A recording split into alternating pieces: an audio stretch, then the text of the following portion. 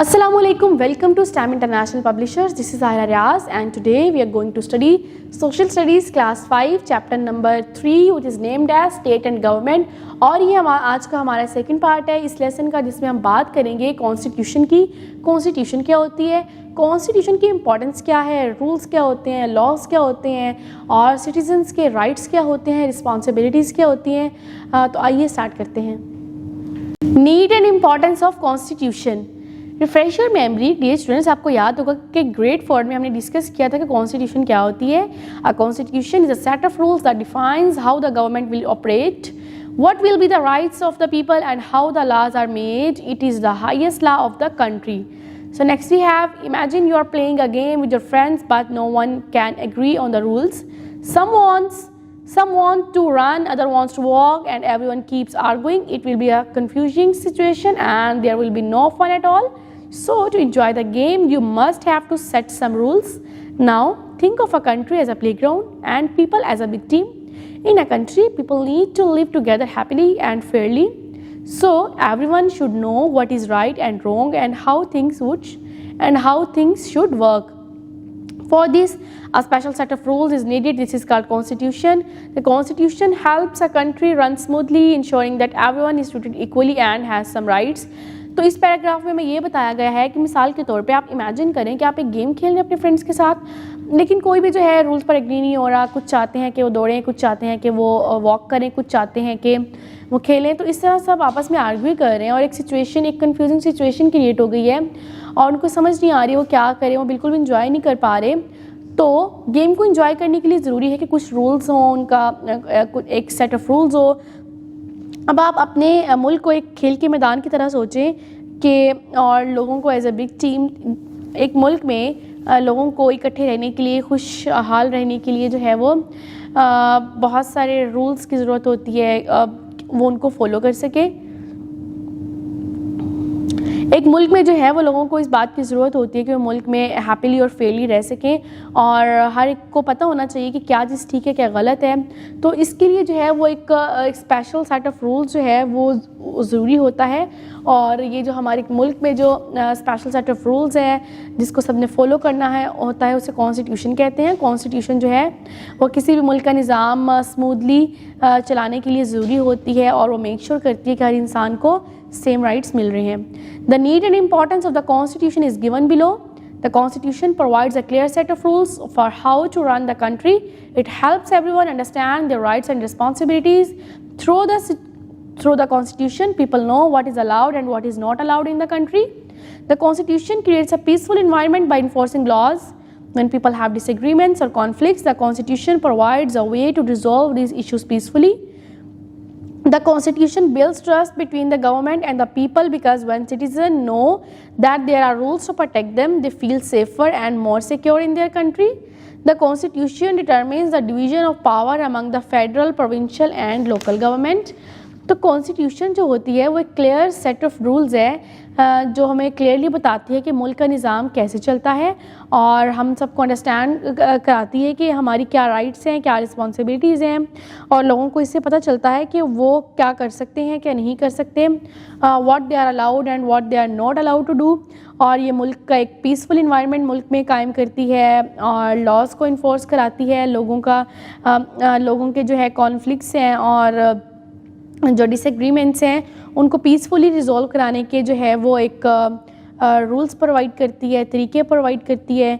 इसके अलावा लोगों और आवाम और हुकूमत के दरमियान ट्रस्ट बिल्ड करती है और इसके अलावा जो कॉन्स्टिट्यूशन है it determines the division of power.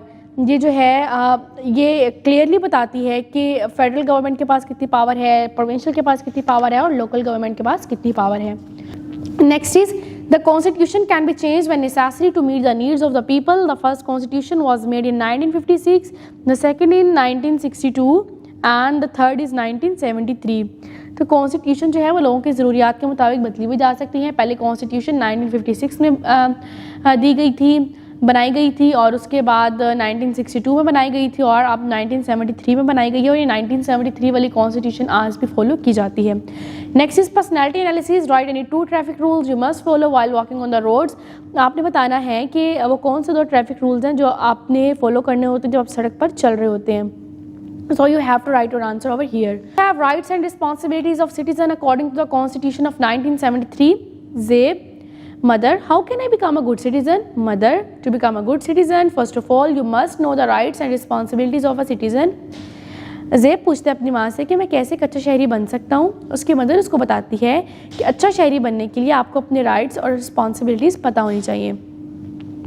Rights of citizens, some rights of citizens according to the Constitution of 1973 are given below.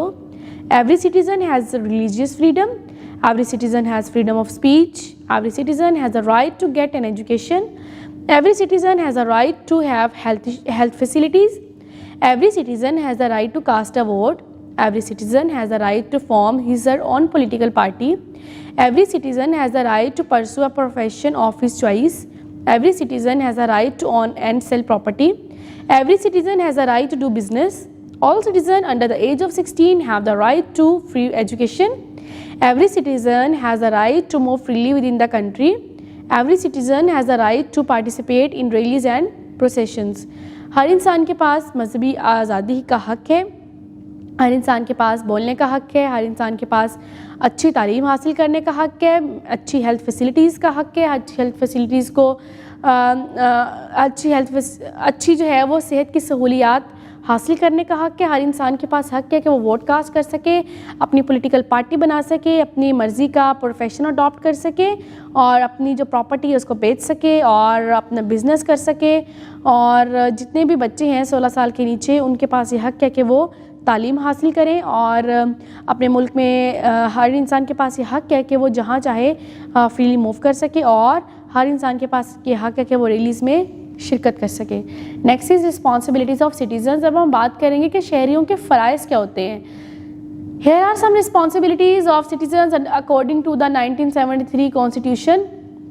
It is a responsibility of every citizen to obey the laws of the country. It is a responsibility of every citizen to pay taxes. It is a responsibility of every citizen to protect the country's property. Every citizen has a responsibility to respect the rights of others. It is a responsibility of every citizen to cast their vote fairly. Every citizen has a responsibility to work hard to acquire education and skills. Every citizen has a responsibility to be loyal to the country. हर इंसान का फ़र्ज़ है कि वो अपने मुल्क के laws को फॉलो करे, अपने जो है वो टैक्सेस अदा करे वक्त पर और अपने जो मुल्क है उसकी प्रॉपर्टी को प्रोटेक्ट करे। इसके अलावा दूसरों के हकूक़ का ख्याल रखे और अपना वोट जो है वो फेयरली कास्ट करे, सख्त मेहनत करे, तालीम हासिल करे और अपनी स्किल्स को इन्हांस करे और हर इंसान का ये फ़र्ज़ है कि वो अपने मुल्क के साथ वफ़ादार रहे। Next is personality analysis. In view of a citizens responsibilities right two lines on this picture. आपने इस पिक्चर को देखना है जिसमें एक बच्चा जो है पार्क में बने हुए बेंच के ऊपर जंपिंग कर रहा है। So you have to tell कि आपको इस पिक्चर से क्या समझ आई और आपने इस पिक्चर के बारे में 2 लाइन्स यहाँ पे राइट करनी है। Next we have importance of rule of law against unjust and illegal activities. लेकिन उससे पहले आपने ये बताना है कि you have to brain power, you have to brainstorm और आपने बताना है वाई स्टीलिंग अ क्राइम, चोरी करना जुर्म क्यों है। What will happen in the country if stealing is allowed. अगर मुल्क में चोरी करना अलाउ हो जाए तो मुल्क का निज़ाम कैसा होगा, मुल्क में क्या होगा। Next we have in a small town everyone lived happily. The people of this town understood the importance of the rule of law, so they followed the laws of their town. One day a man named Zafar thought that he was too clever to follow the rules. He started stealing things from the market and from homes. Some of his friends also started copying him. Soon the people of the town got upset. Everyone was afraid. At last the town's police stepped in and arrested some thieves. The town court punished all of them and the town again returned to a happy place to live. इसमें हमें ये बताया गया है एक छोटे से town में सब खुशी खुशी रहते थे और सबको जो है वो रूल्स और लॉज की इम्पोर्टेंस का पता था और सब उनको फॉलो करते थे। लेकिन एक दिन क्या हुआ, ज़फ़र के ज़हन में ख़्याल आया कि मैं जो हूँ ना चोरी करता हूँ मार्केट से कुछ चीज़ें और घरों से, और उसके कुछ दोस्तों ने उसको फॉलो करना शुरू कर दिया। तो क्या हुआ, जल्दी टाउन के लोगों को पता चल गया और सब लोग जो है वो खौफज़दा होने लगे। लेकिन एक दिन जो क्या हुआ, टाउन की पुलिस ने जो है वो कुछ चोरों को पकड़ लिया और टाउन की जो कोर्ट थी उन्होंने उसको सज़ा दी। और उसके बाद क्या हुआ, सबको सबक हासिल हुआ और टाउन में फिर जो है वो सब दोबारा खुशी खुशी रहने लगे।